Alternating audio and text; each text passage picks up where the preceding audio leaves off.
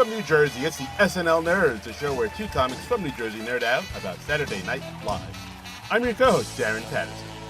And I'm your co-host, John Trumbull. And what, Darren, back up a little bit. What did you call the podcast?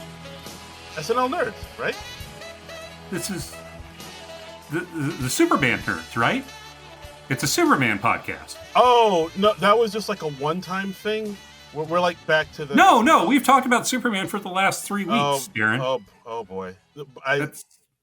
We cover stuff that stars Superman. We did Saturday Night Live sketches with Superman. We did a Superman 50th anniversary special. We did the new movie, Helen Slater's in this week's movie. It's a Superman podcast. John, we've talked about this. We don't even have any other Superman SNL stuff to talk about. We did it all. We did it all, man. We gotta go back to SNL, man. Gotta go back to where it started. Gotta go back to where our roots, where we came from. Talk about Really? SNL, man. Yes, we gotta go back. Okay. I know it's hard to say goodbye. I know that, but we gotta, man. We gotta move on. You're sure we're not a Superman podcast?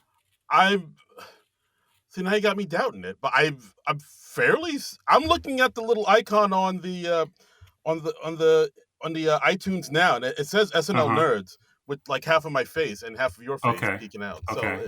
So it's SNL. We're SNL. I thought that was like Superman Nerds Live. Superman Nerds Live Nerds. I never said it was a good title. Oh, John. Stay golden, John. Stay golden for me, boy. Never change. Okay. All right. So, anyway, I was right about one thing, though. Helen Slater is in this week's movie. Helen Slater, the one-time Supergirl, and later became Supergirl's mom on the Supergirl show. I think I have that right. Let's say yes. I think she was Laura on Smallville, too. Anyway, yeah, like once you play somebody in the Superman mythos, they keep bringing you back until you do something heinous like Dean Cain. Oof. Yeah, let's not mention him. Yeah.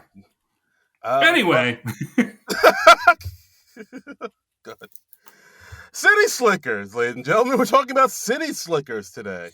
City Slickers, starring Billy Crystal, Bruno Kirby, Daniel Stern, Helen Slater. Jack Palance wins an Oscar for this. Yes, the late, great Jack Palance. Yeah. This is a film I remember seeing back in the day. I really enjoyed it to the point that I bought it on DVD, and I haven't seen it in a while. Ooh. But I will say I still enjoy it. But as I'm seeing this through the lens of an older man now that I am, okay, one who's gone through his own midlife crisis. Yeah, this definitely hits a lot harder for me now than it did back then. Yeah, I can can see that too, and I can talk about that a little bit too. Like, there was one character's arc in particular that, like, the resolution of it, like, spoke to me a bit. So this hits me harder in the feels than I was expecting. I was like, oh boy. Yeah. Whoa. I don't think I'd seen this in full since, like, maybe sometime in the 90s. Like, whenever it was last airing on TV or whatever. Right, yeah. I remembered certain moments very well. I remembered certain things not at all. I had totally forgotten that this movie opened in Pamplona, Spain, with the running of the bulls. That one I kind of do remember. I thought that was an interesting way to start. But, like, it's a way to, I guess, introduce our characters, too. But It was really interesting. So, so this film came out June 7th, 1991. Same day as Spike Lee's Jungle Fever. And Don't Tell Mom the Babysitter's Dead with Christina Applegate. Very interesting. What an odd grouping of films. Yeah. The 90s were crazy, baby. The 90s were wild. Wow. You want to see this movie about interracial dating or a bunch of middle-aged men in the desert herding cattle? Or Christina Applegate, like, I don't know. I've never seen Don't Tell Mom the Babysitter's Dead. Christina Applegate, like, takes over the family after their babysitter dies, right? Yeah. Like, the mom goes away on vacation, and, like, Christina Applegate's, like, a teenager. She's kind of irresponsible, so once the babysitter dies, it kind of is on her to be, like, the responsible one of the family to take care of her little younger siblings, and she becomes a grown up, a more mature adult in the death of a babysitter. Okay, I've got a lot of questions about that, but since this is not the Don't Tell Mom a Babysitter's Dead podcast, Not this week. we will table that for now. Yeah, yeah. Put a pin in that. But yeah, so City Slickers, we got our three main characters: Billy Crystal, Bruno Kirby, Daniel Stern. There are Mitch, Ed, and Phil. And there are three guys like in their late 30s, early 40s. Yeah. Billy Crystal's turning 39. Right. Actually, wait. Begins. Actually, let me do more background info. Oh, yes. I'm sorry. You were going to talk about how much it earned and all that stuff. Yes, I wrote down all these facts, John. Yes. Okay. Sorry. Didn't mean to sidetrack you. That's okay. So this movie was directed by Ron Underwood, the same guy that directed Tremors, Mighty Joe Young. He also directed some films with some SNL alums, such as Heart and Souls with Robert Downey Jr., and of course, who could forget The Adventures of Pluto Nash with Eddie Murphy. Oh my. Okay. Yeah. And was that the Mighty Joe Young with Bill Paxton and Charlize Theron? Yes, it was that one. Okay. And and this film was written by Lowell Gans and Babalu Mandel. Like the writing couple are the duo, they're not a couple. But they've written 3 movies we've talked about on this podcast: Mr. Saturday Night, A League of Their Own, and of course, Spies Like Us. Yeah, and such fun names. Lowell Gans and Babalu Mandel. Fun to say. This film. This film had a budget of $26 million, made $179 million. I remember this film being a pretty big hit. Well, I mean, they did make a sequel to it a few years later. City Slickers 2: The Legend of Curly's Gold. That's the one where Bruno Kirby was replaced by SNL alum John Lovitz. Right, so it's like 2 SNL alums. Yeah, because like Bruno Kirby didn't have a good experience shooting this. He got there was some sort of health issue, right? Yeah, I was trying to find out why he was in the second one. I got a bunch of conflicting reports. One thing said he was allergic to horses, and he had to take a bunch of shots the first time around, so he didn't want to do it. Then I saw that he wanted a lot of rewrites done to the script, and to the point where I guess the people just thought, it's just easy to replace him, if he's going to be this demanding. And then I also saw that him and Billy Crystal had a falling out. And really, I've never heard that. I think maybe it could be fake. I don't know. I remember, but they were best friends in When Harry Met Sally. Yeah, I know. They were pretty tight, and I don't know. I read somewhere that it could be wrong. I shouldn't be spreading false news. Fake facts, but from what I read, they kind of had a bit of a falling out, and they didn't really talk after a while. Oh wow! But I don't know. I could be wrong. And listeners, if anybody knows the true story, what the hell happened with that, let me know. I think the allergy story is what I'd heard before. So that wasn't. And maybe because he had that, maybe that's why he was demanding the rewrites and stuff, and maybe he was a little difficult going into the sequel, but. Yeah, that's a shame because they're a nice 3-pronged comedic trio there. Yeah, the 3 of them in this movie work really well together. There were a lot of points where I really felt they really feel like they're old friends. Their chemistry is very good. Yes, and I was surprised they're doing a lot of their own stunts here. I mean, I'm watching that thing where they're running from the bulls and. Most of it looks like they are really there running from the bulls. And I'm like, they had to use some trickery to shoot this just for actors' safety. But it's also 1991, so I don't know if you could convincingly green screen them in or anything like that. So I don't know what they did. I don't know how they did that. I don't know. Maybe used stunt bulls. I don't know. Is that a thing? I don't know. But, maybe it's just skillful cutting. I don't know. I did read this that they originally Billy Crystal came up with the basic idea of the movie, and I think maybe worked on the story a bit, even though he's not credited as a writer on this. And they originally wanted Rob Reiner to direct, but he was just coming off of shooting Misery, and I think he was kind of. Tired and needed to recharge his batteries after that. So he pulled out or turned down the job, and he recommended his friend, the Tremors guy, Ron Underwood. Oh, So interesting. so yeah, and then Billy Crystal watched Tremors, and he was like, yeah, that was pretty good. Yeah. So that was all right. Sure. so I don't know. Yeah. So we see the three guys. They're running from the Bulls or with the Bulls in Pamplona, Spain, and we find out that this is a thing that they do every year. Not that specifically, but they go on these sort of daring do vacations together every year, and they Yeah. say, Ed, Bruno Kirby's character, is a macho idiot, and we do everything you want us to. And Right. Yeah. yeah, he's kind of also an arrested adolescent, because they say oh, the older you get, the younger your girlfriends get. He's the guy that's never settled down. Yeah, like he's always with the younger model girlfriend, Mm-hmm. and I think at one point Billy Crystal said, "Yeah, your girlfriends get younger and younger. Soon you're gonna be dating sperm." Yeah, It's pretty funny funny line. funny line. Yeah. And then we also learn about Phil, played by Daniel Stern, who's sort of the henpecked husband. Yeah.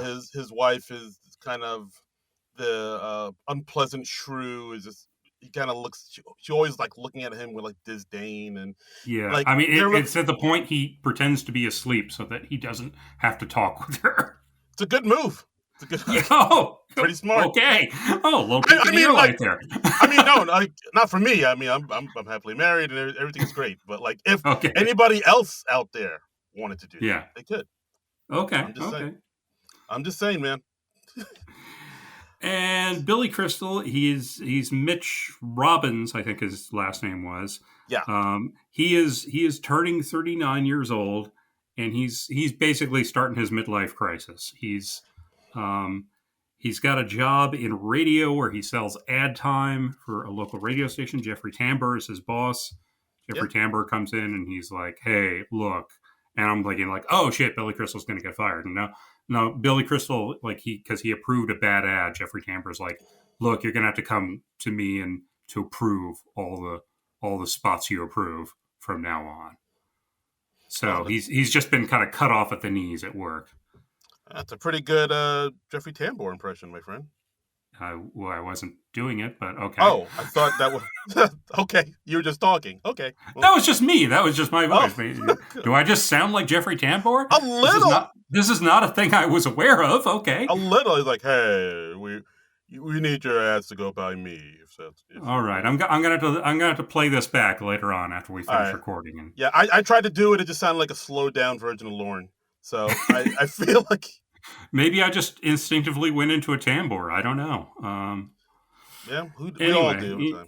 Yeah, so I mean, he's in this unfulfilling job, but I'm looking at it from 2025, and I'm thinking dude, you could afford to go on a vacation every year. You're doing great. Yeah, you got a good-looking wife. You got a job. You got some money in your pocket. You're going off on a vacation every year, and you're killing it, Billy Crystal. Yeah, what's the problem?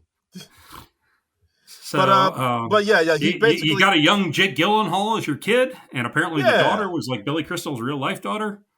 Oh, I didn't even know that. Yeah, in the credits, I think it was Holly Crystal. So I assume that's Billy Crystal's real life daughter. Interesting. But I mean, I guess financially he's doing well, but he is at that point where he's just he feels like something's missing in his life. I think he even tells his boss, Jeffrey Tambor, you ever have this? You ever realize you're at this place in your life where you're the best you're ever gonna look, the best you're ever gonna do, right? And it ain't that great. Yeah, it's all downhill from here.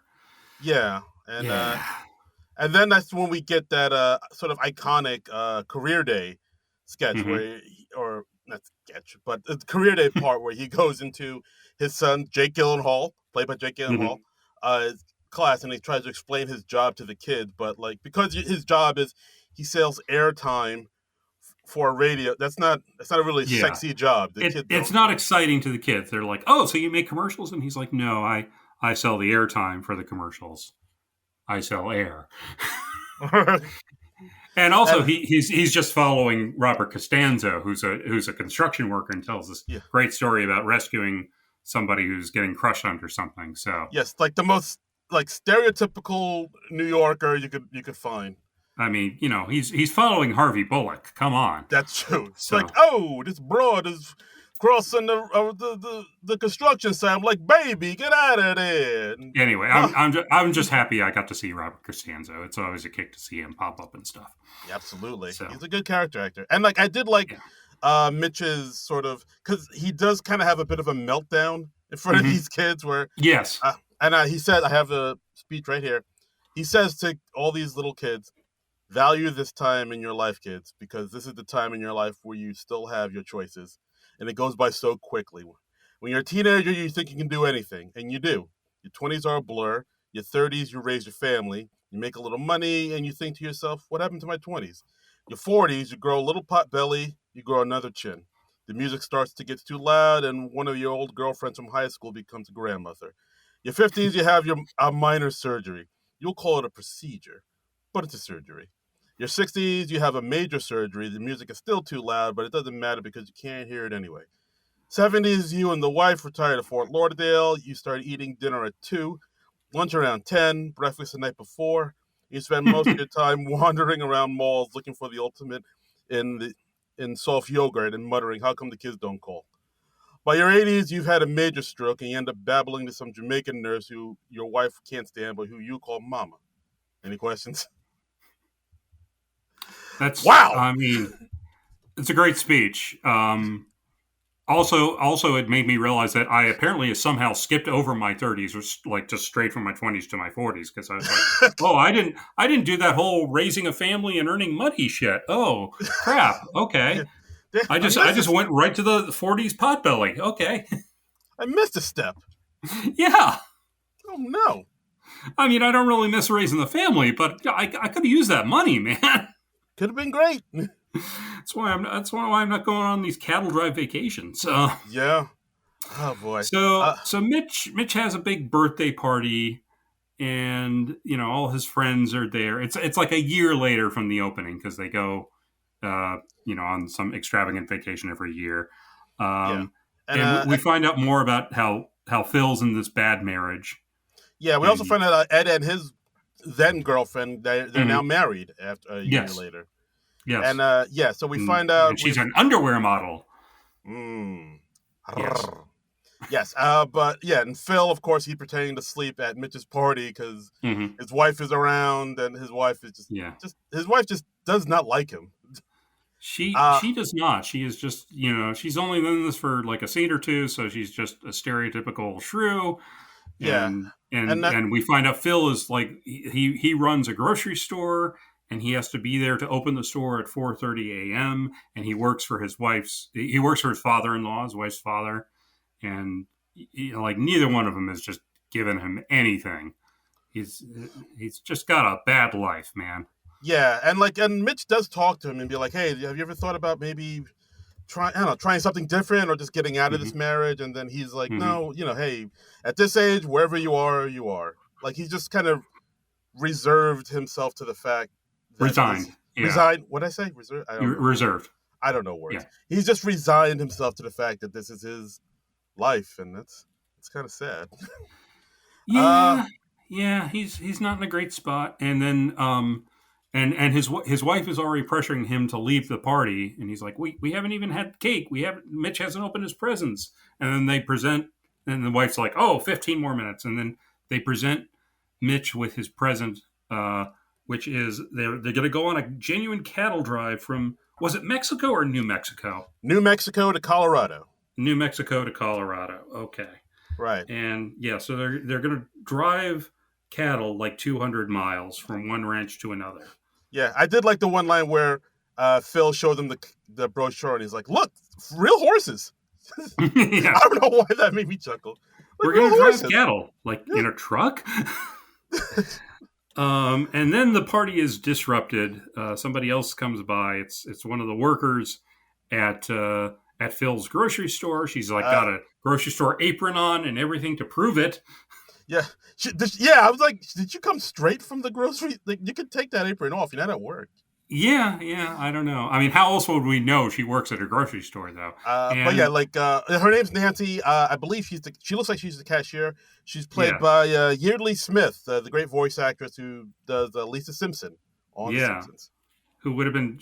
I guess she would have been doing The Simpsons about a year at this point. So yeah, who knew? Who knew that?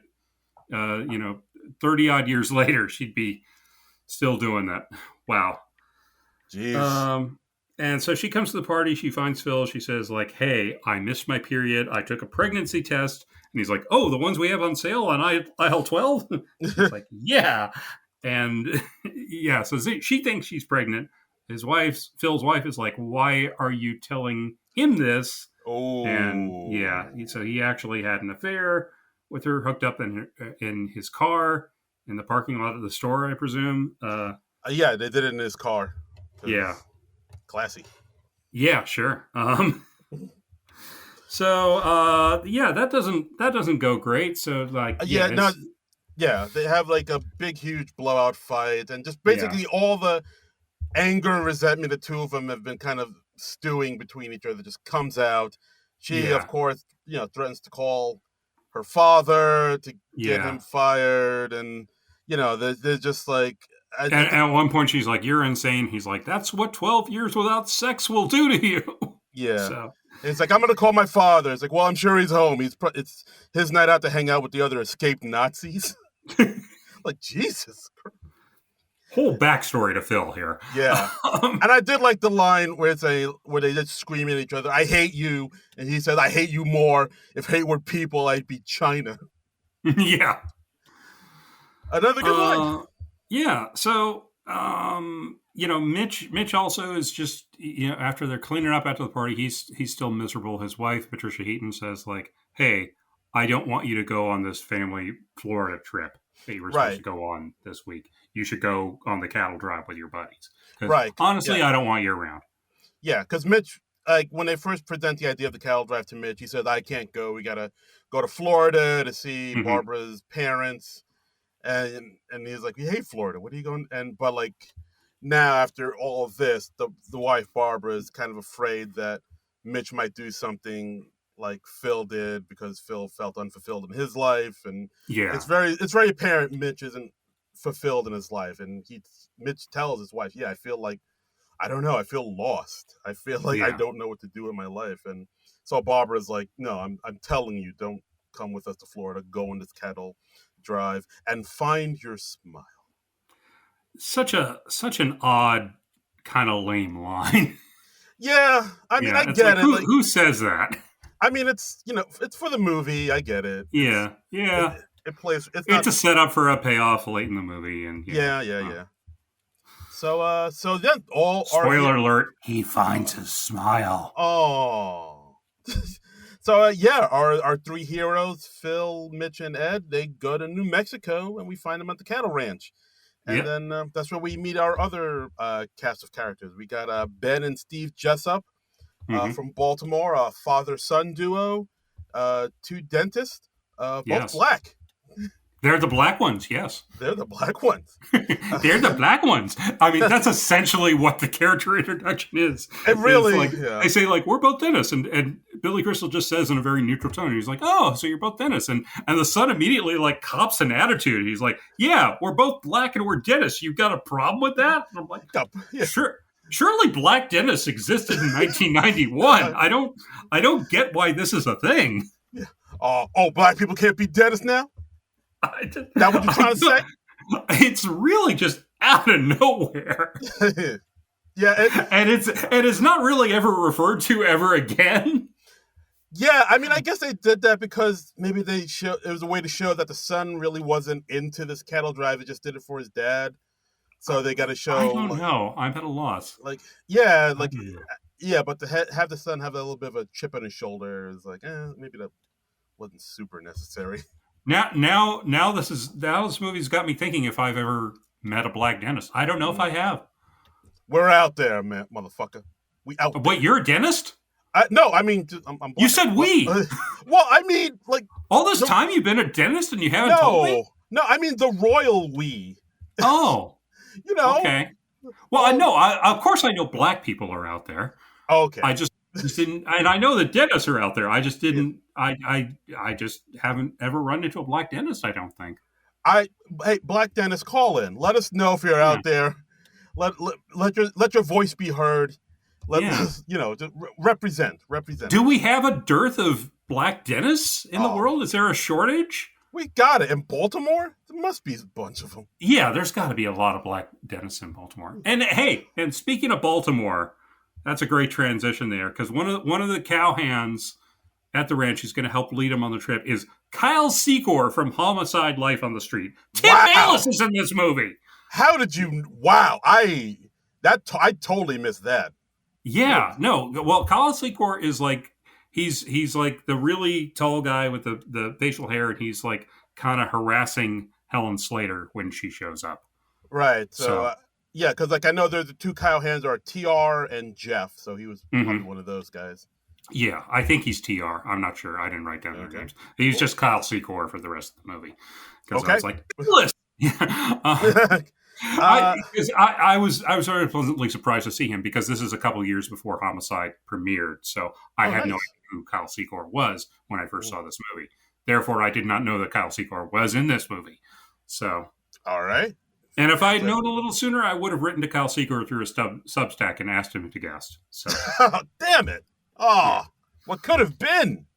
Anyway, so we also have, who else do we have going on? We got the Ben and Jerry's stand-ins. Yes, Ira and Barry Shalowitz. Yeah, who I guess are brothers? I'm assuming so. I mean, they kind of look the same. One's played by the great character actor David Paymer. Right. And they basically are two Jewish fellows that have an ice cream dynasty. Right. That they have they sell ice creams all over the country in the supermarkets. And you know what? I don't know why I thought this, but I had remembered it as them being a couple. Oh. Yeah. I don't know. Maybe I just assumed they were brothers. Yeah, no, I mean they have the same last name, so I was like, "Oh, I'm wrong on this." But why did I remember them as being a couple? I mean, they could have. I mean, they could have been married. Like, what? You're way more progressive than I am. Like, I didn't even think about. I don't know. Am I thinking this because like Ben and Jerry are a couple? They are. I don't know. I'm asking this. I don't know. No, I didn't think. I thought Ben and Jerry were just two single men who share an apartment together. It was founded in like Bert and Ernie. Okay. Yeah. Bert and Ernie, they're not a couple. Okay, Ben and Jerry's the Wikipedia page. B&J redirects here for the beverage company, Barrels and James. BJ. Okay, founded by Ben Cohen and Jerry Greenfield, who had been friends since their childhood in Merrick, New York. Yeah, okay, so they're just buddies. I don't know where I got this idea. I guess it's just this weird Mandela effect thing that I was remembering them as a couple. Oh. But like you say, I'm way more progressive than you. So yeah, you are. You're an ally, my friend. I just imagined this whole backstory for these two characters. Just they fell in love and started an ice cream company. What's the problem? And then we have Helen Slater. She's playing Bonnie, I think it was Bonnie Rayburn. Bonnie Rayburn, who was supposed to go on the trip with her girlfriend, and her girlfriend stood her up for reasons they never get into. And she's like by herself, and she's like, I don't even know why I'm here. Yeah. I'm probably going to go home. And everyone's like, no, don't go. You got to be the girl. Yes, so. She's the only girl here. And I think at one point even Phil says, when I was alive, I would have found her attractive. Because he's still, in a bad place over, destroying his marriage. Yeah, I mean, he's lost his marriage, his job, and he thinks he's knocked up one of his employees. He's having a week, Phil is. Having a week. He's having a week. So we've got all our oddball characters in place to go on this cattle drive, and it's like, what? These people are going to be cowboys? Now I done darn seen it all. I done darn. And and then we see Kyle Secor being a jerk and harassing Helen Slater. Billy Crystal goes up to kind of defend her. Yeah, because like we see them all kind of, getting ready for the cattle drive. The person Mhm. that owns the ranch, Claystone, kind of tells them like, yeah, no, it's not going to be pretend. It's going to be you're going to be doing real cowboy work Right. and the like. So like they try to do lassos. They try to lasso They're like training this. Yeah. yeah. Yeah. We see a little training montage of them trying to lasso like a small model of a calf. Mhm. Billy Crystal, he tries to do it throughout the entire movie. He can't do it. Can't quite get Uh, the hang of it.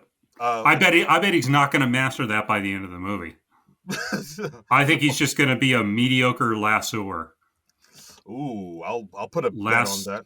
is lassoer a word? I don't even know. Lassoer, Yeah, lassoer. lassoer. Yeah, it sounds like That's, masseur. I was gonna say it's like a French way of saying sewer. Yeah, I don't know. Lassoer. Lassoer. But yeah, Uh, so because Bonnie's the only woman mm, here, we see our cowhands, Tr and Jeff. mm, Being a little inappropriate with her, getting a little too close, mm-hmm. little lecherous. Yep. So that's where we see Mitch kind of stepping in and be like, hey, what's and because like basically throughout the whole movie, Mitch just jokes. He diffuses Yeah. everything with humor, and Yes. so like he goes over there, kind of, shoots some jokes He also says down. hello a lot. Yeah, you can tell that Billy was really trying to make that his catchphrase. Like he's trying to make fetch happen. He says hello. Yeah. He says hello. Hello. He says that Yeah. a lot throughout the And I'm movie. like, I kind of see why your wife didn't want you to go to Florida with him. If you're doing it that often in the marriage, She's like, oh my god, 2 whole weeks without hearing hello. Thank God. yeah. Yeah, she's like, oh, thank God. Yeah. Find your smile, and maybe if you don't find your smile, rip out your tongue so I never have to Yeah. hear hello again. Find your smile, lose your hello. Yeah. So Billy Crystal, he's trying to diffuse the situation. It's not going so hot, and then suddenly, Jack Palance as Curly, the trail boss, comes around, and he lassos Kyle Secor, ropes him around the neck, uh, like throws a knife right between his legs. Yeah. It's terrifying stuff. Billy Crystal describes him as a saddlebag with eyes. Yeah. A man's man. Yeah. I'd And honestly forgotten, Jack Palance isn't in this movie as much as I remembered. He's only in it about half the runtime, I would say. yeah, I mean, we'll get to that point, but I Yeah. remember the first time I saw this movie, and then that thing happened. I Mm-hmm, was mm-hmm. genuinely shocked. I was like, "What the Yeah. fuck?" Because like Yeah. I felt like we were just getting to know him and really getting into his character, and like him Yeah. and his character and Billy Crystal's character had really good chemistry too. I was like, They really, do have a nice offbeat chemistry, yes. yeah, I Yeah. was looking forward to seeing more of him, and then nothing. Yeah. All right, but yes. Curly dies, everyone. Oh, spoiler. Well, I'm sorry. They've had like 34 years to learn this. You're right. Okay. All right, fair enough. He dies and he comes back as his own twin brother in the sequel. There you go. Oh my God! Spoiler, Now, spoiler. now you don't have to see the Legend of Curly's Gold. Yeah, like I still haven't seen that one. I just heard too many people. I did see that one. I don't recall much about it, but glowing yeah. review. Yeah, I mean, I definitely haven't seen that one since it came out. So we're talking like 30 years. Yeah, like I just remember when it came out, people were like, this isn't as good. Just because Yeah. Bruno wasn't there, the chemistry was all Chemistry's different. off, and Yeah. also there's the whole bringing back the actor who played the character who memorably died in the first movie, Yeah. playing his own twin brother. That's not great. Also, Twin brother. it's just about them hunting for treasure. That's not too terribly interesting Yeah, I mean that's as an art, you know? Yeah, I mean that's some Goonies shit. Yeah. I just don't remember it being all that great. Yeah, the Goonies Maybe I'm wrong. Maybe it's a hidden gem. Who knows? Yeah, the Goonies perfected that. The Goonies were good enough. Yeah, they never say die. Yeah, it's art. It was their time down there. Mm-hmm. Down there, it was their time. Yes. Their time. But yeah, so basically Curly puts TR in his place. And then Bonnie says to Mitch, "Hey, thanks for doing that. It took a lot of courage to do that." and he says, "No problem. No problem." And then there's like a something between it for a second, and then Mitch says, "I'm married," and just goes and walks Yeah. away. Yeah. Yeah. That was cute. Yeah. That was cute. And the other guys are giving him grief about that later. And we have the night where they're on by the campfire. They're going to go on the cattle drive the next day. I guess they've done a day or two of training of like the basic skills that they need. That's all you need. A day or two. Yeah, that's all you need. You're a cowboy now. Go out there. Yeah. And Mitch is getting off to a bad start with Curly. Curly, he's talking about Curly in kind of a mocking, sarcastic manner, and then it's like he's right behind me, isn't he? And, cause I think also because like they were talking about Curly and like the chef that's going on with them. His name is Cookie.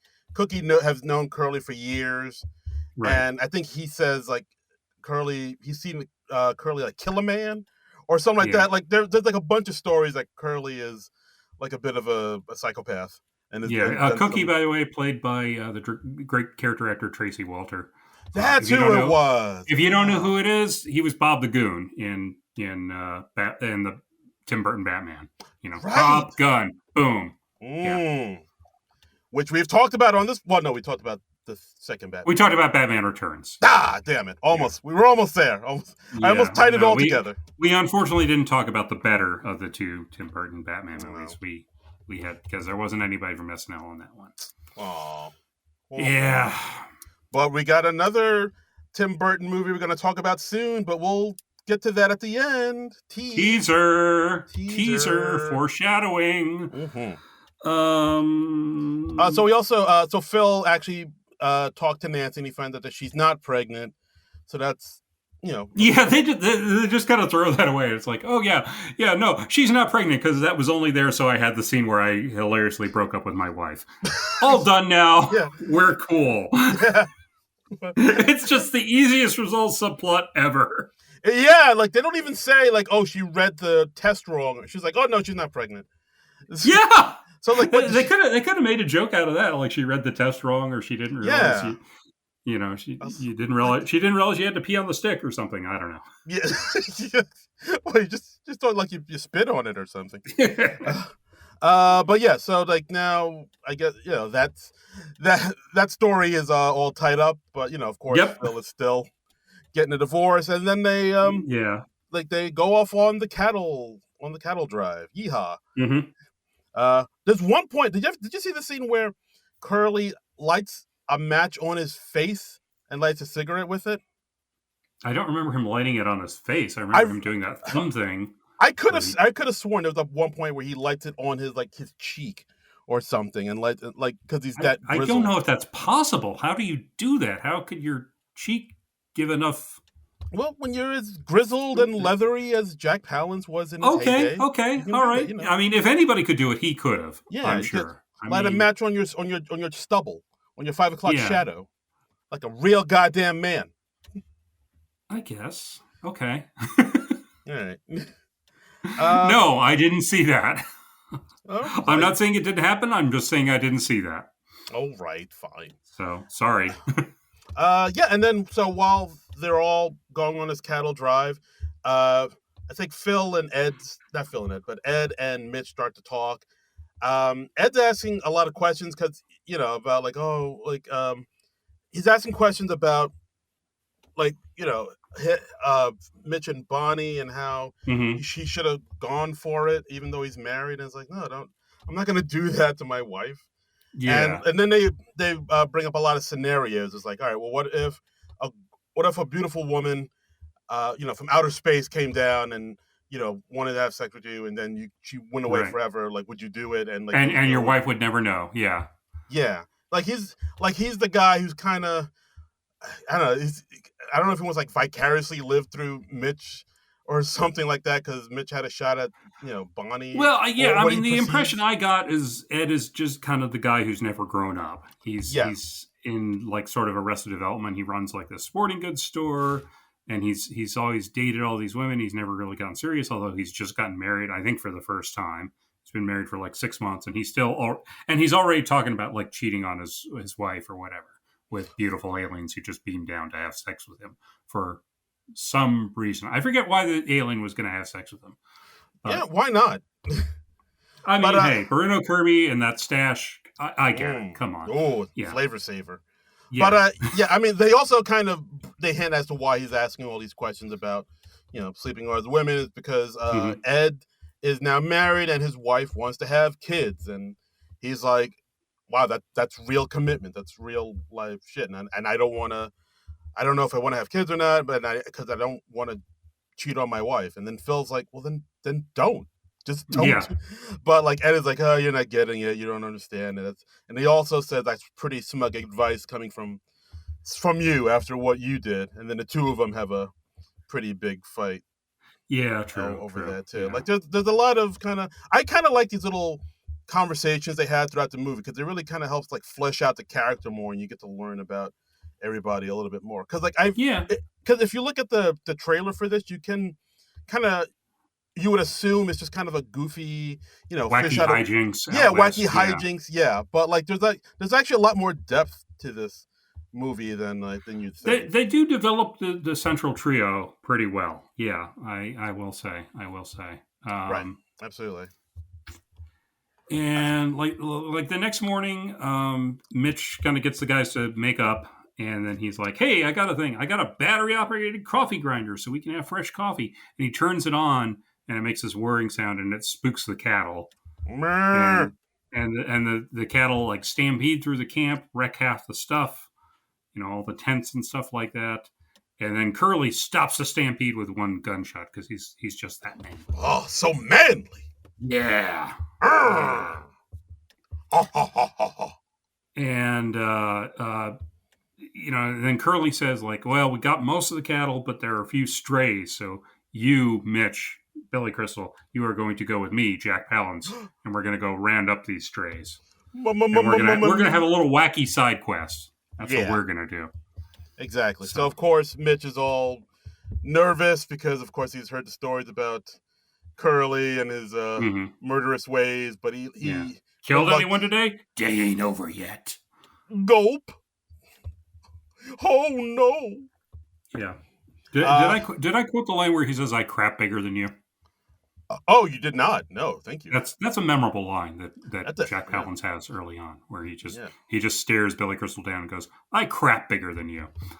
It's like, okay, all right. Does that mean that he takes craps as big as Billy Crystal, or his craps are bigger than Billy Crystal's craps? Well, this is a very interesting question, and I'm glad you brought this up. So let's discuss this for the next 5 minutes or so. Okay. I took this line to mean my physical craps are bigger than your physical craps. But now that you say it, I can totally see the other interpretation is my Jack Palance's craps are bigger than you, Billy Crystal, as a person. Yes. Which is that is some impressive crapping. I mean, how did you interpret the line, sir? I thought it was that way. I thought like my craps are as big as you are as a person. It's as tall as you.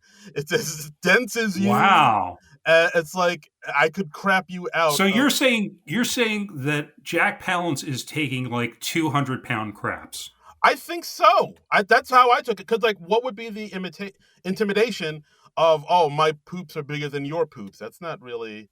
Well, that's still like sort of emasculating, I think, right? Is it? I mean, do guys? I guess in the cowboy world, I don't know. I don't compare the size of my bowel movements with other people's very often. I mean, the phrase is pissing contest, not pooping contest. Like, I don't see how that's gonna determine who's the more manly or man. But if you take a poop as big as my whole human being, that will emasculate me. That sounds like a serious medical condition, though. Yeah, you I mean, I think where it's just my craps are physically bigger than your craps. I think that's fine. That's normal because not everybody craps the same size. I'm assuming. Again, I don't examine other people's craps very often. Very often. But if he's Well, no, I've had occasion. Let's No. let let's not get sidetracked into that. Yeah. But if he is on a regular basis taking craps that are as big or bigger than Billy Crystal, that sounds like a serious medical problem to me. Yeah, I mean, look, it'd be one thing if he was eating White Castle all day. That's all happened. That happened to all of us. But like, if Right, you're out in the wilderness of New Mexico, the right, Southwest, and you're just pooping out man-sized turds, like you need to see right. a doctor, and it might explain why what happens to him later on in the movie. So you think instead of him just quietly passing away on a butte while he's like eating his breakfast or whatever, you think he actually crapped himself to death?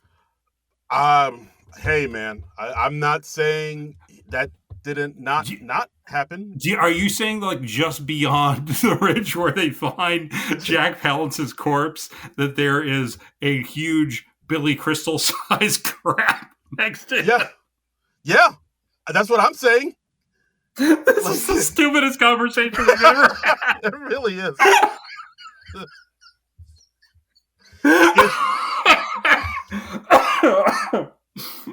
or, or is it the smartest conversation we've ever? Oh yeah, no, it's a smart program. I mean, it's. I mean, hey man, connect the dots, people. Follow the money. I don't know. You've really got me questioning if I've misinterpreted that line all these years. Folks, please let us know how you interpreted that line back in the day, or even now, if you just recently watched the movie for the first time. Because I'm fascinated by this now. What is the correct way to interpret this line? I don't know. I don't know. I think we're onto something here. I think he pooped himself to death. In the movie. Yeah. Let's. I think we just need to track down Billy Crystal or Lowell Ganson, Babalu Mandel, and put this question to them. Like, what does this line mean? Has one of us been interpreting it wrong for 30 odd years? And they'll be like, "Who are you? What the fuck? What? Who are you? Why are you asking me this? This is weird." I'm trying to have dinner with my family. What are you doing? Security. Yeah. Just one question. But yeah. So you know what the secret of life is? Just one thing. It's how you interpret this line from City Slickers. Oh my god! All right, so where the hell were we? Oh yeah, so Curly and Mitch, they go off, and of course, Mitch's friends Ed and Phil are looking after him, and of course, Phil says, "Hey, if anything happens to him, I'm going after Barbara." Yeah, wow. That's hell of a thing to say. Hell of a thing to say. Hell of a thing to say to your friend. So yeah, they have their little wacky side adventure. Mitch is like, Curly tells Mitch, he's like, "Hey, you got to lasso that stray cow there or cattle there," and he's like, "Hey, why do we have to do the whole lassoing thing? Why can't I just like step off my horse and then just place the loop around the cow's neck?" And then Curly's like, "Here's why," and he whistles, and then the cow charges. And Billy Crystal's dragged, and he goes, "I'm on vacation." And we have a nice little moment for the trailer. Yay! Perfect for the trailer. And done. So then the two of them, they're able to capture the rest of the cows, but it's late. Right. They can't catch up with the rest of the herd. So they decide before nightfall. So he's like, "We got to make camp here." Yeah. Yeah. And of course, that's where Mitch is like, "Oh God, it's deliverance." Yeah. And but then the two, like, that's where I guess Mitch nervously plays the harmonica. Curly tells him to stop it. Yeah. But then we see Mitch kind of standing up for himself a little bit and saying, he's a little defiant. Yeah. It kind of comes out of nowhere, but it kind of does. Yeah, but he's just like, "Hey, no, I'm going to keep on playing this because I've been through a lot of shit." Yeah, because he says, like, "Look, I know I made fun of you before. I'm sorry about that. But, like, if you're going to kill me, just do it already. I'm going to keep playing the harmonica." And Curly kind of, I mean, I don't know if he admires it, but he sings along while Mitch plays the harmonica. So the two of them have found some common ground a little bit. Yeah, they bond a little bit, and then the next morning we see them riding back to join the rest, and Curly tells him, you know what the secret of life is, and he holds up his finger, and Billy Crystal goes, your finger, and he says, this, just one thing. If you got that figured out, the rest is easy. Right. And and Mitch is like, well, what's the one thing? He's like, that's what you got to figure out. Yeah. Very zen. Yeah, he's so deep. Yeah. Namaste. And then they come across a cow, like one more stray, and it's like a cow that's like kind of sick and writhing around on the ground. They're like, and Curly's like, hey, this cow's having a baby. Yeah. I saw that it was pregnant the other day, but I thought we could make it back before it delivered, but that's not going to happen. So I gotta hold this cow down, and you're gonna reach in and pull the baby calf out. It is graphic, this scene.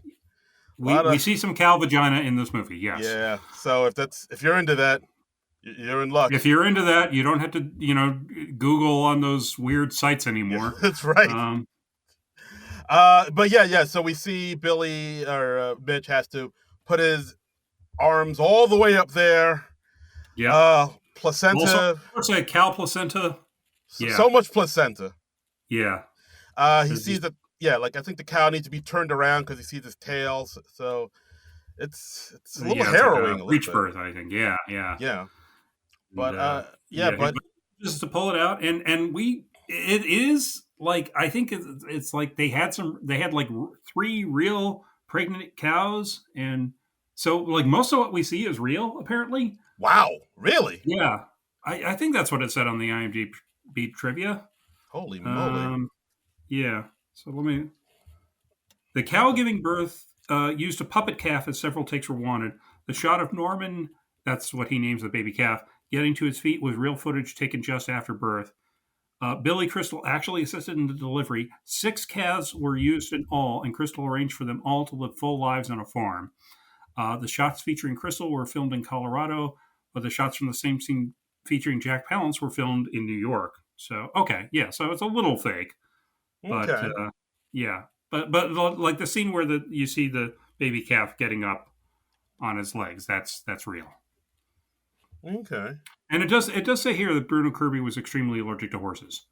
Prior to each day filming involving a horse, he required an injection of an allergy medication to get through the day's shooting. So yeah. Okay. All right. So maybe that's why he didn't sign up for the second. Yeah, I think that's probably the real story. But. All right. Fair enough. But yeah. So. Mitch was able to help give birth to a cow, give life to a cow. So this really amazing moment, and immediately we hear a gunshot, and we see that Curly had to put the mother down because she was sick. So yeah, he was like, she was sick. We had to save the baby calf. We've done that, so I'm putting her out of her misery. Just a real roller coaster of emotions, right there. Yeah. Just the miracle of life. And followed immediately by death. Yeah, that's a lot. And then, so they finally get back. They rejoin. Then they're all eating around the campfire. Curly's off in the distance, eating by himself, and they're talking about it and about him. And then Billy Crystal's like, "Hey, I'm gonna invite Curly to join us." And they call out to Curly, and he approaches him, and Curly's just sitting there. Like sitting up, eyes wide open, and he is just passed away. Yes, Curly dies at this point, like not even halfway. Are we halfway through the movie, or like probably about that? Yeah, halfway through the movie, Curly dies. Surrounded, of course, by a man-sized poop at his feet. Yeah, as you do, as you do. And the first time I saw this in the I was like, "Whoa, really?" Yeah. That's a real curveball that this movie throws us. Yeah. A real curveball. Like that genuinely surprised me that they killed him off like that. Mm-hmm. Yeah. But same. I remember being pretty surprised by this. Although Daniel Stern has a terrific line. He says, "The man ate bacon at every meal. You can't do that." You can't? That's just sounds like my doctor. Yeah. But cut to them giving a funeral for Curly after they've buried him Mm-hmm. out in the desert, and Cookie gives a lovely eulogy, saying, "Lord, we give you Curly. Try not to piss him off." Mm-hmm. And so now TR and Jeff are in charge of the cattle run, and they kind of you know lead the way for the rest of the Mm-hmm. time. And of course, this is where we get the scene where Mitch starts talking to Ed and Phil about death, Yeah. and this is where and Ed is like the kind of guy who, he doesn't like to talk about that a lot. Like I think he tells Right. me like, hey, we knew you were going to talk about death because we just came from a death, but you gotta like look at where we're at right now. We're in this beautiful landscape. We're out here. This is like the best day of our lives, and then they start talking about what the best days of their lives actually were. And Mm-hmm. then Yeah. again, this is like, I mean, I think it's a really good scene just to like do like a lot of character building It too. is Phil says, like, okay, what's the best day you've ever had? And you can't see the birth of your kids because that's too easy. Yep, it is. Um, so Billy Crystal, like, he gives this whole thing about going to a baseball game with his dad, and apparently this was a story from Billy Crystal's own life. Yeah, Um, it's a real story. yeah. I went to a Yankees game with his dad, Yeah. and at the end where he says, "Oh, I still have the program," and yeah, Billy Crystal Mm-hmm. still does have that program, and Yeah. not only does he have it, but he got Mickey Mantle to sign it, Mm-hmm. like once at the game Twice, and like once when twice. yeah, once a day of, and then once when they were on a talk show together. Yeah, no, that's pretty wild. Phil talks about his best day, and Mm-hmm. he said the best day was his wedding day, and of course everybody Yeah. makes Okay. fun of him. Okay. So Phil starts out this conversation. He says, "What's your best day? You can't say the birth of your kids because that's cheating." And then he turns around and says, "My wedding day was my first day." And I'm like, "How is that not cheating, You dude? know, What the hell? fair point. That is a fair What point. the Yeah, hell, dude? yeah, What the that is hell? fair. I mean, come on, your wedding, that's a gimme." Yeah, but I mean, he did kind of back it up by saying like, yeah, like like everybody was there. It was a really beautiful day. My dad was there. He kind Mm-hmm. of gave me a wink. He's like, like, and at the point I was like, oh, I didn't feel like a goofy teenager anymore. I feel like a man. I felt like a real man. Mm-hmm. And it's Mm-hmm. like, so like he kind of balanced it out by saying like, oh yeah, he was going through this big momentous occasion in his life where I like he don't know. felt He like still cheated, man. a He still little bit. cheated. Yeah, Yeah, I he's. guess so. I'm just like you play by the rules that you Yeah, yourself established, sir. that's true. And they also How talk, dare you? yeah, and they also talk about the worst day they ever had. That's where Yeah. Mitch talks about how, his wife Barbara found a lump in her breast, and like you see the other guys had no idea about it. They're like, "What? You didn't tell me?" But like it turned out the lump turned out to be nothing. But that whole day was like really not great. Yeah, okay. This is weird. I kind of missed the bit where Mitch was saying what his worst day was because I was watching this on streaming, and for some reason, my streamer it just like skipped ahead a little at that Oh, point, and he was okay. like, "Oh yeah, it turned out to be nothing," and it was fine after that, but it was an awful day before that, and I was like, "Okay, I kind of missed the details of that," and I actually rewound it because I thought somehow I'd accidentally skipped ahead, but no, totally missed it. Wow. It just wasn't on there. I was like, okay. I was assuming it was something about like one of his kids being in an accident or something. But wow, okay. Okay. What? So that part's not in the streaming part at all? Well, not on the service that I watched it on. So I don't know. Interesting. Yeah. So Mm. Physical media, people. Physical media. I watched this on my DVD, and that's where you get the real story because these streamers trying to edit the content, not give you the whole story. yeah, true, true. We Mm. we want to hear about About Billy lumps. Crystal's wife's breast cancer scare. I mean, come Yeah. on, get the people what they want. Thank you. See, you get I it. mean, I watch City Slickers. I want to hear about Billy Crystal's wife finding a lump in her breast. Yeah. That came out wrong. That That it came really out did. wrong. Wow. Yeah. Let's reframe that. Mm-hmm. But yeah, so then they ask Ed what his best day and worst day were, and he talks about this day about where he's 14, his mom and dad are fighting because his mom caught his dad cheating again, and it seemed like the two of them had a horrible marriage. So Yeah. At 14 years old, Ed tells his dad, like, told him to pretty much get lost. He's like, I'm going to take care of the family from now on. We don't need you anymore. So his dad just leaves and left the family. And from that day on, Ed took care of his sister and his mom. And then the two of them were like, oh my, wow, what was your worst day? And he's like, it's the same day.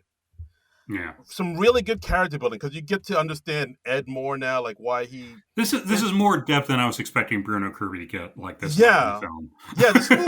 This movie gets really deep about a lot of things. Like one thing I just noticed, like how each one of those stories involves like the characters' fathers.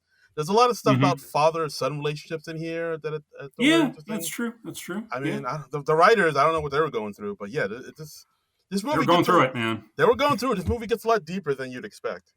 Yeah. So, cattle drive. So the cattle drive goes on. They stop to rest, and then that's when we see our chef Cookie getting crazy drunk. Yeah, he's like snuck alcohol with him along the trail.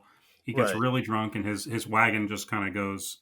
He goes like joyride riding on on the chuck wagon. Yeah, and he just ends up. It's like a Purina commercial, man. Oh my god! I understood that reference, and I don't. No one under 45 will get that. Nope. All our millennial and Gen Z fans would be like, "The fuck, Purina? What's that?" Yeah. YouTube it. Yeah. So the wagon is going nuts. It's about to go over a cliff, and they manage to catch up to him. He dives off just in time. Yeah, it crashes. It crashes into a ravine, basically. Yeah. He ends up killing two horses, which they have to bury. Cut to these huge burial plots for two horses. After right, and they're like, "Well, you buried the horses," and he was like, "Well, they were pretty much embedded in the earth. All we did is throw some dirt on top of them." Yeah. I mean, that could have been an all-day thing. And Cookie, he's broken both of his legs. So, and also they've pretty much lost the wagon and pretty much everything that was on it. So, and they still have to complete the cattle drive. So they're in a pickle. Bit of a bind. Yeah. And they're like, okay, well, so the two guys, Kyle Seagour and the other guy, they're like, well, we could put enough food in our saddlebags to last us for the days. And then, but somebody's got to take Cookie to get him medical attention. So we need somebody to like break off from the cattle drive. That's where the black dentist come into play. Save the day. Yeah. The dad kind of volunteers him and his son. He says, like, we're the only two with medical training. It makes the most sense for us to go. Right. So the two of them break off and take Cookie with them to get. So you write out the only two black people in the movie. Right. I get it. I see what you're doing, movie. Yeah. What was he doing? They're writing minor characters out for about 15 minutes. It's actually not really a big deal. Oh yeah, okay. Yeah. So we're barreling towards the end here. We don't really need all these characters anymore. I'm surprised we even hung on to the Ben and Jerry guys. They're still here. Yeah. So far the cattle drive isn't going as planned, we'll say. True.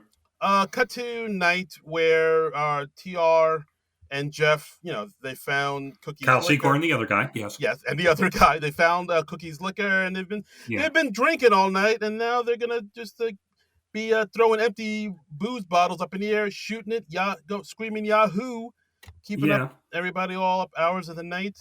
It's like everyone in this movie is a secret alcoholic. Yeah, really, everybody's got the sauce. We've got some severe problems with alcohol in this movie, and these folks need to take a long, hard look at their lives, and hopefully have a moment of clarity about the whole thing. 10-step program, man. Come on. Yeah. But right now these two booze hounds, they're just going at it. All the other guys are in the cattle herd are kind of scared right now, and at one point I believe it's TR. He wants to lure Mitch out of the tent because everybody's kind of huddled in the tent watching these two maniacs go off. Right. But TR still wants revenge for having Mitch make him look the fool. So yes. At one point, he gets out Norman the calf that Billy Crystal delivered earlier in the movie. Yeah. and he like pulls a gun on a calf because he knows that's. I'm like, geez, what is gun to is his happening? head? Yeah, yeah. I'm like, Mike, where's this movie going? It's wild. Yeah. Mhm. Uh, So Mitch goes out to get him. Of course, mm-hmm, Mitch jokes. mm-hmm. Tr curses him out. We get an F-bomb Yeah, I guess dropped we in do. here. Yeah, yeah. Mitch is like, hey, look, everybody's scared. We're counting on you to help us get through this. Can you just please go sleep it off, and like, we'll talk about all this in the morning. But of course, Tr ain't having it. You Mm-hmm. know, it punches Mitch out. That's where Ed comes in. Yeah, Fists are being thrown. yeah, Phil comes out to help. yeah. I think Tr about to pull a gun on him. Phil kicks the gun out of Tr's hands, grabs the Phil gun. goes ape shit, Yeah, man. Yeah. Do yo, not fuck with Daniel Stern, people. damn straight. That's right. Do not fuck with Daniel Stern. Daniel Yo, Stern does not play. hell yeah, my man goes commando. He's, Yeah. he's got training. He has a certain set of skills. Wait, he doesn't wear underwear? What? Oh wait, What? no, that's I mean like a army man commando. Oh, okay. Okay. All right. Okay. That episode of Friends really changed the definition of commando forever. It really did. It really, Really did. did. Yeah. But supposedly that is a real thing. Like, Yeah, isn't it like Marines or something that don't wear underwear? is that true? Or commandos? Yeah. Well, or it's like an urban myth, at least. Why I would have you? no idea. You gotta wear underwear, man. Come on, you don't want. That's you know what your boys rubbing against denim? That ain't right. Well, I don't. Yeah, but the commandos don't wear denim. Well, They're wearing like fatigue. Burlap or whatever the fuck, or canvas. Yeah. Whatever they wear. Yeah. All Well, right. But yeah, but you want it to be efficient, so that like when you're out in the field and you're crapping bigger than Billy Crystal, whatever that phrase entails for you. We're not going to get into that again. That way you can just go and go. yeah, but I mean, how long did it take for you just to pull down your underwear and poop? Like I mere don't seconds? know. Again, I haven't timed myself. This is I very don't often time myself. Yeah, This is a very poop heavy episode. I didn't it expect is. it to It go. is. Yeah. Just And that's part of the reason Phil goes nuts. He says, "I have a weird rash from making it in the bushes." right. So yeah, And I assume he's talking about relieving himself because I don't think he's like gotten it on with somebody on the trail. Yeah, I mean, is it making just pooping? Because like when parents take the kid, like, oh, I think some people say making it. Yeah, yeah, like, oh, I've always heard making it more in a sexual context. So yeah, sometimes I don't know. It's probably a regional thing. Yeah, sometimes the both. But yeah, like I've always like when parents tell their kids, "Hey, did you make today?" Like I thought that was just always, synonymous with poo poo. Yeah, no, it is. It is. I think. So. Okay. All right. So wow, this enough poop talk. Let's but anyway, yeah, Phil's brandishing a gun. He goes nuts on these guys. He's like, putting a gun right in Kyle Secor's face. And he's like, yeah. I don't like bullies. Yeah. I hate bullies. My father-in-law is a bully. Yeah. Take away your dignity. But of course he doesn't shoot him, or I think he pretends to shoot him and does he says bang. Bang. And yeah. And then he just says, look, I lost my wife, I lost my job, I got some sort of rash from making the bushes. Everybody go to sleep. And he shuts it. He shuts shit down. He does. Daniel Stern does not play. Yeah. But then we see this really incredible scene where he goes into the tent, and then Mitch and Ed check on him, and then he's kind of in this like startled state about what happened. Mm-hmm. And then it's like, oh yeah, he's in a fugue state. Fugue state, that's the word. Yes, because like I think they said we didn't know you know how to use a gun. It's like, yeah, I gotta, because when you manage a supermarket, you got to be responsible. So yeah, and then he just kind of melts down and starts to cry because he's like, oh my god, I'm almost 40. I wasted my life. Like, my kids aren't going to want to talk to me. I'm all alone. Like, he really, like, Daniel Stern really just melts the fuck down at this point. And that's where we see Mitch telling him, like, no, you have a clean slate now. This is like a do-over. Like, you can start your life fresh again. And yeah. And Phil is like saying, well, my wife's going to, I'm gonna get wiped out in divorce because I committed adultery. My kids, Yeah. I'm alone. Like, how's that a clean slate? It gets pretty real. It gets real, It bro. does. It does. I did like them saying like, yeah, you've got a clean slate, you got a do over, and that honestly that kind of spoke to me, man. Yeah. That kind of spoke to me. I'm like coming off of a few really tough years, and I feel that. I Yeah. feel that. I'm like I feel like I'm starting a clean slate right now. Yeah. There So you go. Yeah. This movie got me more emotional than I was expecting. I was like, wow, yeah. this is and I'm sure, because now I'm in the age range that these guys are, and I'm like, Uh huh. it just hits harder. But yeah, wow. Mm-hmm. Mm-hmm. Yeah. So the next morning we see Jeff and TR straight up abandoned them as They fucked right off. Yeah. Yep. They fucked right off. They just left, and they left all the amateur cowhands Yep. to just work that shit out themselves. And so yeah, everybody's like, what do we do? Do we just like do we just abandon the cattle and go to the ranch? Because they only sort of vaguely know where they're going in Yeah. the first place. Yeah, but Mitch says, well, according to what Curly said, we're supposed to be going in this direction and looking for like a hill and a valley. So Right. if we just kind of going in the direction we've been going, I think we'll hit it. Yeah. And of course, Ira and Barry are like, that sounds like a horrible plan. No, fuck the cattle. Yeah. We have to survive ourselves. Yeah, And they're like, yeah, this ranch left us with a man who just had a coronary and all these drunks that left us Yeah. out here in the middle of nowhere. Fuck the cattle. Let's just go home. They'll get there 10 times faster without them. yeah, yeah. And you see the logic in what they're saying, but Ed and Phil, they both say like, no, we got to bring in the herd. That's what we made a commitment to this. We got to do this. And so the two of them say, we're going to bring in the herd. And then Mitch and the others are going to ride in without the herd. So, Right.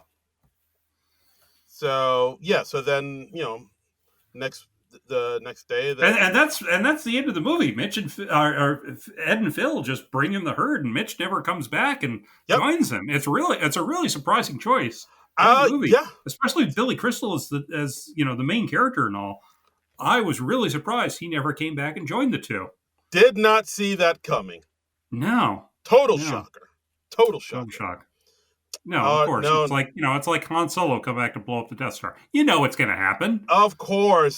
So we cut to Phil and Ed trying to bring in the herd by themselves, not having a great go of it, and they're having some trouble. Yeah. And then over the hill, over Dale, we see Mitch come back to join them. I wish they would have shown like why he decided to change, why he changed his mind, what brought him back. He just kind of came back on his own accord. They never explain why. I didn't really miss that. I don't think you need to see that. It was just he's well developed enough that I think he either decided it was like something he had to do for personal reasons, or he just decided to leave his friend, help his friends out, or some combination of those two. I don't think you really needed to see that. Again, it's like Han Solo coming back for the Death Star. We don't really have a scene where Han Solo is like flying off with Chewie, and he's like, "Oh, gee, maybe I should help him go blow up the Death Star." And yeah, I guess so. Yeah, that's right. It's just it's enough to know he changed his mind.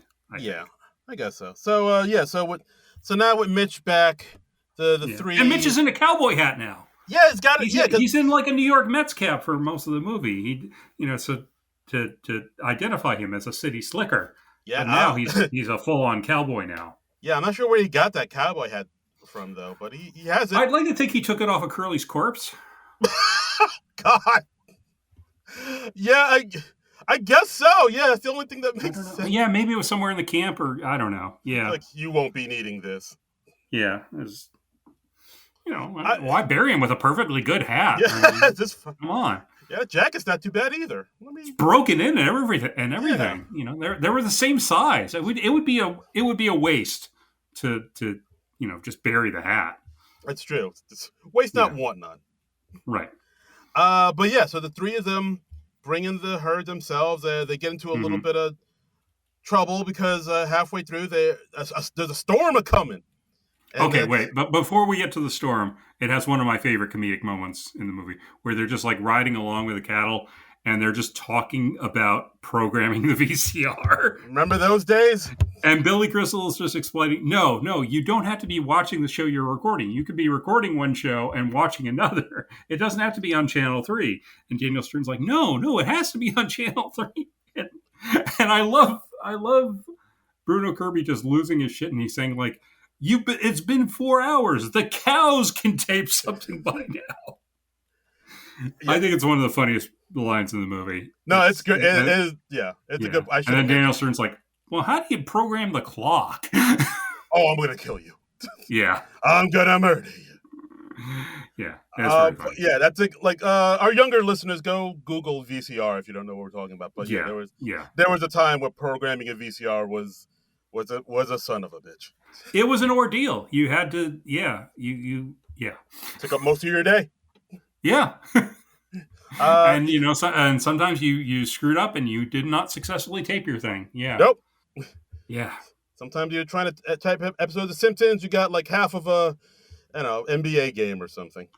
Oh, that was the worst. That was the worst. I mean, that's still a problem to this day, but yeah. Or like when you want to tape something, but it gets preempted by something else, and you're like, God, oh. Like there's a news story, like somebody got shot or something, like Jack Palance dies. Whatever. Because he crapped out a Billy Crystal-sized poop.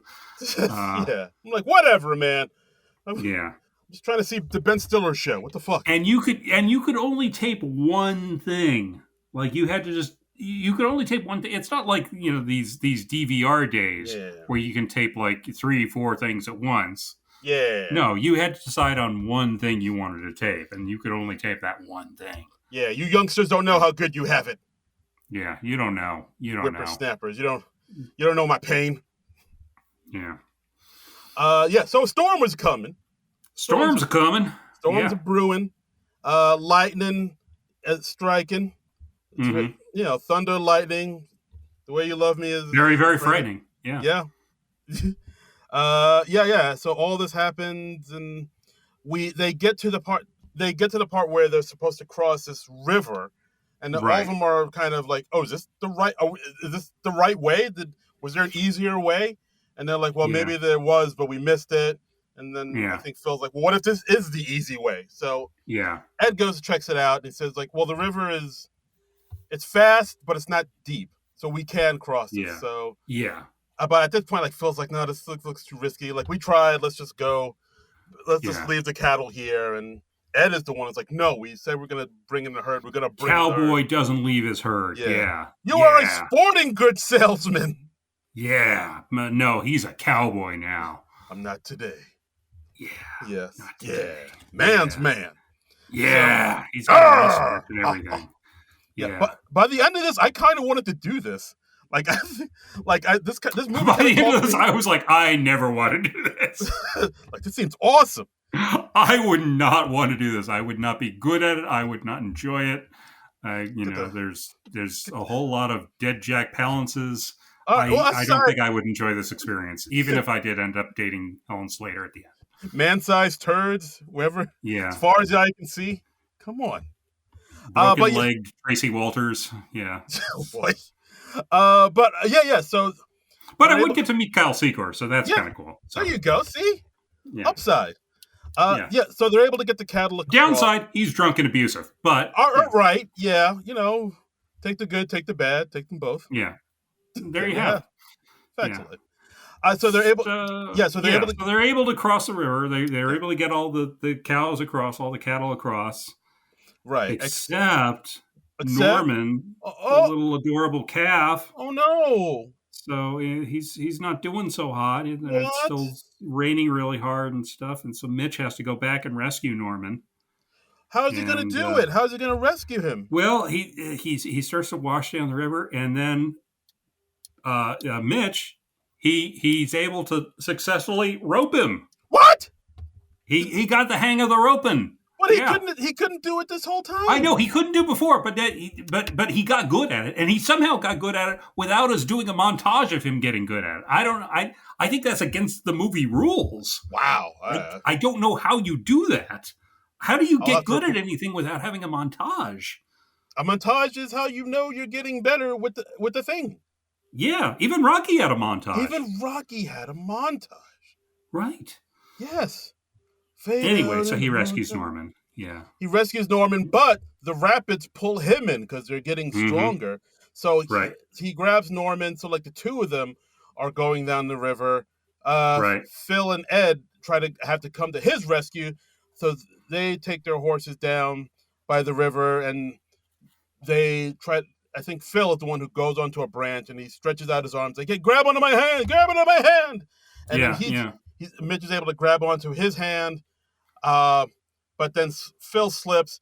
But then Ed grabs Phil, and so they're Yeah. like all three of them are just bonded together, and they're able to pull each So other they're up like to a human ground, chain. Yeah. like a human Yeah. chain, and they're able to pull each other up. And this is like the most beautiful male bonding moment I've ever seen. Yeah. Because they're like, It's great. yeah, because like his three friends, like, oh my god, we almost lost your friend. Like at one point, Ed even kisses Mitch on the forehead. They're like, oh, thank God. And like, He does. Yeah. yeah, and like after they're all okay, It's just like Prince, except without so much hillbilly rape. yes, sans Yeah. hillbilly rape. Yes. But yeah, like after they all are okay, and like you see, they really do care about each other. Like this is a point Mm-hmm. where I was like, wow, they really, the three of them really seem like good friends in this moment. Yeah. Like Yeah. they're really bonded, and like so after at this point they're able to laugh. They gave a good laugh at like how at all this insanity and how they're able to make it, and I really feel like this kind of made them all like stronger and Mm-hmm. better for it. So cut to Colorado. They made it. They bring in the cattle, boys. They make it to the ranch. We see all the others at the ranch. They kind of run out and they're like, "Hey, they got here! They got here!" They're not And dead. yeah, and the guy running the ranch, he's like, "Hey, we about written you guys off. We'd send out a search party for you and stuff." And Yeah, and I think yeah, he but offers to give them their money back too. yeah. Because like, well, yeah, because you fucking sent us. We almost died on this thing because you sent us with a couple of alcoholics and a Right. older man with the coronary. Yeah. But yeah, And but then that's where we learn that Clay is gonna. All these cattle are gonna be sent to the meat market. yeah, Because he's getting top dollar from the meat company, and and the guys are kind yeah, of bummed out about that. Billy Like, Crystal and the boys, they are not having it. They're just like, yeah, no, that's not oh, good. That's yeah, they don't feel good about that. But yeah. the movie's almost over, so we don't really. Nope. What are you gonna do? They feel bad for a little bit, and then all the cattle go to the meat company, presumably. Yeah. Well, hey, can't stay away. So it's like, why do we even have that? Okay, I guess to justify what Billy Crystal does in a little Yeah, bit.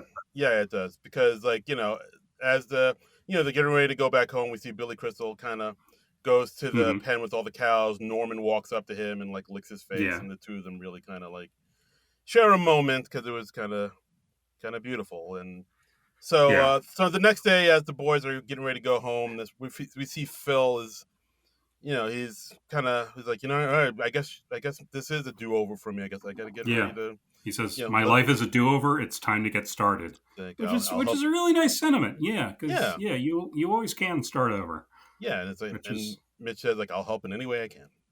yeah, And then we see Ed isn't afraid to be a dad anymore, and he says, I'm gonna go home and I'm gonna get Kim pregnant. I'm gonna get my wife pregnant. I will get Kim pregnant. I ain't Yeah. scared no more to be a father. I was like, Bruno, why? It's a weird It would be acting. great. Wouldn't it be great if they just had Tracy Morgan playing Ed Yeah. for no reason in that scene? He was just like, I'm gonna go get my wife pregnant.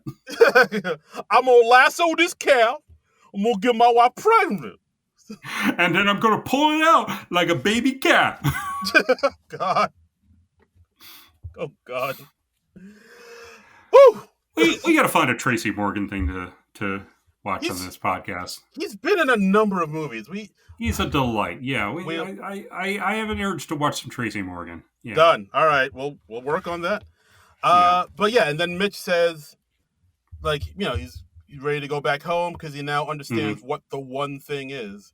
Yeah. That really matters to him. And they're like, what? Cut to at the airport. Mitch's kids come out the car and they run up to Dad. And they're like, I don't get it. Your one thing is Jake Gyllenhaal? And it's like, Yep. no, he's not famous yet. It's my kids. It's like broader Oh, than that. It's not this one specific kid. It's my yay. kids. Yeah. So when we see Kim picks up Ed from the airport, we see that Phil and Bonnie get a cab from the airport together. Yeah. That's I kind of liked how understated that plot was. Right. There's not like a moment where Phil like declares his love for Ellen Slater's character. Yeah, they Bonnie. do. Yeah, they do have moments a little bit like where, yeah, they sort of subtly set it up, but so it doesn't feel out of nowhere at the end, and it's kind of nice, and it's just them going off in a cab together. Yeah, they're not saying like, oh, they're gonna fall in love and get married. They're just gonna like, right. Hey, he's single, she's single. Let's just see what happens. Let's rub our parts together. Yes. Yeah. Wow. That's That's beautiful, man. That's how dating works, right? Yep. Just rubbing them together. Yep. I thought so. I knew it. Just go commando. Yeah. Oh. Yeah. So then, of course, Mitch's wife Barbara walks up to him, and she sees that he's definitely a lot better than he was before. Mm-hmm. And Mitch says like, I'm not going to quit my job. I'm just going to do it better. I'm going to do everything better. I'm going to start, putting more effort into my life and being a better person. And today is my best day. Oh, it's so sweet. And he says, and look at what I found. And then he smiles and he's like, She's like, oh, cool. Where was it? He says, Colorado. It's always the last place you look. Ha ha. Ha ha ha. That's still a lame line, though. Yeah. But Mitch isn't alone because he brought Norman with him. Yeah. And so then the kids are Norman like, the calf. Yeah, it's like, oh, you brought a cow with you. Well, first they're like, we got a dog. Cool. And then they're like, oh, no, we got a calf. Yeah. And Billy Crystal's like, yeah, we can put him in the den. Like they live in an apartment in New York City. I don't think this arrangement is going to work well. Yeah, that's what I thought. I mean, they said, yeah, no, he'll stay with us until we can put him in a petting zoo. But that's true. Yes. Even that, like having a pet cow or a calf in an apartment in New York, that can't be legal, can it? At the very least, it's going to get smelly very, very quickly. Yeah. No matter what the size of his poops are. Yeah, like your landlord's going to have something to say about that. That's got to violate something in your lease. Yes. Yeah. Like I don't think you can have ferrets in New York. Like, so I can't imagine you have a calf in your apartment. Yeah, calves are like really big ferrets, I think. So. I think so. Yeah, I'm no zoologist, but I'm no Mutual Omaha wildlife specialist, but yeah, that sounds right. Right. I don't have the shorts for it. I mean, no, I don't. I'm no Steve Irwin, but yeah, I remember like hearing about like how some people in New York would have these crazy animals, and I think like there was one story about a guy who had like a tiger in his apartment or some shit. And it's like, yeah, you can't do that, man. That's wow. That's how does that get started? Like I'll look it up, but like I remember like a lot. There was like a. I mean, a calf I get. I mean, obviously you went on a 2-week cattle drive from New Mexico to Colorado. You bonded with this old guy with a heart condition, and you helped birth a cattle. That happens every day. Yeah, but if I had a nickel, a tiger. Wow, it happens. It happened in New York a while ago. I think, and the cops came in and like they had to like. Get rid of the tiger and put it in. Are you sure you weren't just watching the movie The Hangover? You know what? Now that you say it, Mike Tyson was. No. Yeah. Oh, wait. Oh, yeah. 425-pound tiger living in a Harlem apartment. Yes. Happened 5 years ago. 5 years ago. 5 years. Okay. I knew it. Well, it was 2020. Everyone was quarantining. Maybe the tiger didn't have anywhere to go. Exactly. They were in the same pod together. Yeah. The tiger was an anti-vaxxer, so it's like I'm just gonna stay in my apartment and right. I'm not going out to. I'm not gonna wear some mask for this pandemic. I just love the idea of an anti-vaxxer tiger. He's like really militant about it. Yeah. Do your research. Roar. Look it up, sheeple. Roar. Rawr, I'm a tiger. And that's the movie. That's City That's Slickers. a movie. We end with Billy Crystal. He's driving his minivan over the bridge, and there's Norman the calf sticking out the window, and there's an absolutely horrible song over the closing credits. Yeah, that wasn't great. That was awful, right? Yeah, it wasn't. Yeah. I don't know. I guess maybe the filmmaker owed somebody a favor. I don't know how that song got in there, but I don't know. It is a bad song. I can't remember anything of how it goes, and I watched it maybe 4 hours ago. God. But I just wrote down horrible song over the closing credits. It left my brain as quickly as it went in. Thank God. But I mean, aside from the horrible song, great movie. I really like this movie still. Fun movie, yeah. Yeah. Like as an older man, it definitely hits me a lot harder than it did when I saw this when I wore a younger man's clothes. But I gotta watch that Billy Joel documentary. Gotta check that out. Gotta watch that.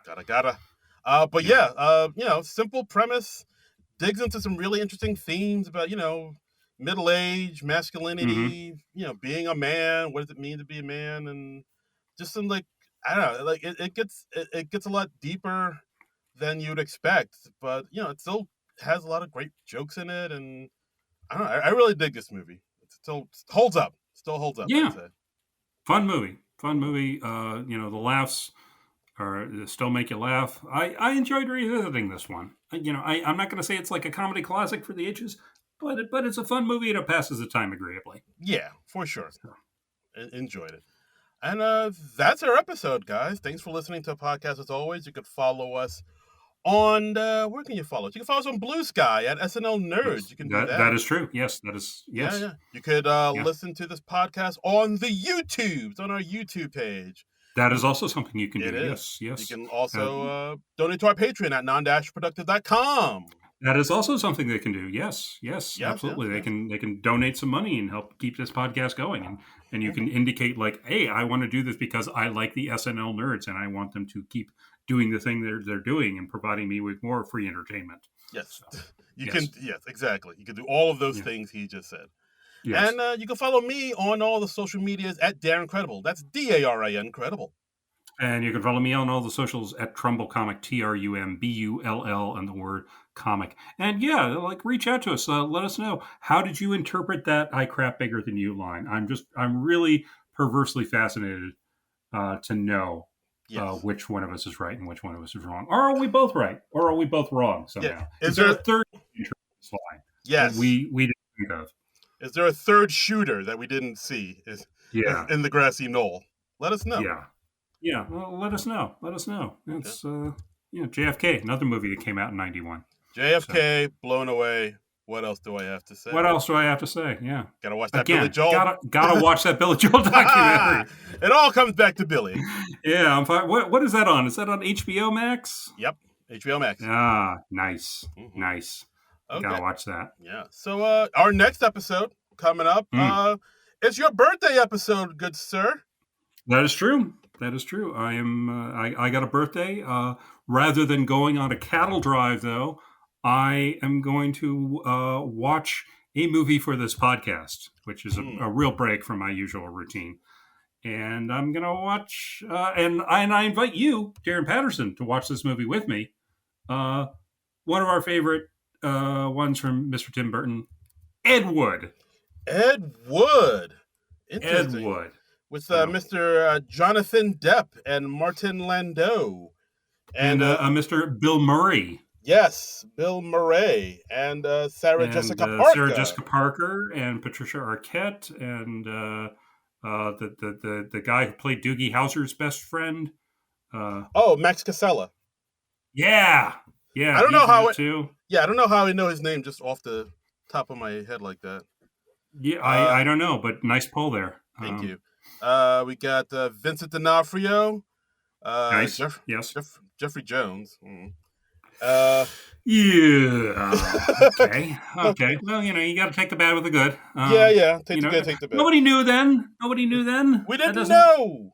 We didn't know. We can't penalize a good movie just because this person who later did some, or I guess was maybe doing the heinous things. I don't know. I don't know all the details of the Jeffrey Jones thing. Yeah, let's just step right around that. Yeah, let's just acknowledge, bad dude. Yeah, and bad dude. Move on from there. Yeah, he's not working in Hollywood for a reason. He wasn't. They didn't bring him back in Beetlejuice 2 for a reason. There's a reason it opens with his funeral. Oh boy. Yeah. Yeah, John. This might be a weird time to say this, but like, I don't think I've ever seen this. You've never seen Ed Wood? How? Wow, that really surprises me. I don't think I've seen it. I don't think I've seen it in full. Wow. Okay. Wow. Okay. That's something else. Wow. You haven't seen Ed Wood. Wow. But I'm looking forward to it. Like, I know it's a big cult classic and a lot of people love it. So I'm looking forward to seeing this. To seeing the Ed Wood. Let me just whet your appetite a little bit. It was written by Scott Alexander and Larry. What's his last name? They've written all the biopics. They wrote The People versus Larry Flint, and did they do Man on the Moon? Ooh, interesting. Yeah. Okay.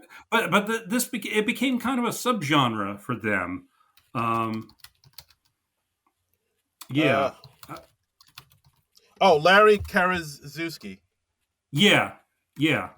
So they've written a lot of cool movies and a lot of movies about offbeat people. They did Ed Wood, People versus Larry Flint, Man on the Moon, Big Eyes, Dolomite Is My Name, which we've also covered on the podcast.